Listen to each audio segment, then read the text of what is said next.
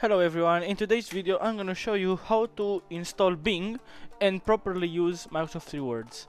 First of all, we need to install the app on our computer. So we just search download Bing. We have Microsoft.com and here we have to select a language for our search engine. I will go with English and press download. After it gets downloaded,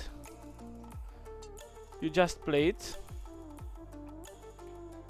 And here it is, the installer. You press continue and right now it's installing. Once it's done, you should be able to use it. Yep. Okay.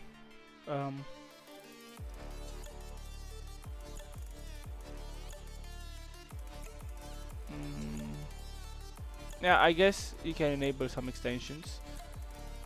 Anyways, now that you've got Bing, you can just sign in.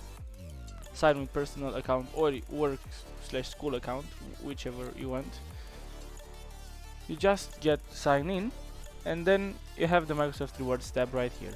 Here you can come to dashboard and now you can access and work with Microsoft Rewards and get rewarded for different tasks.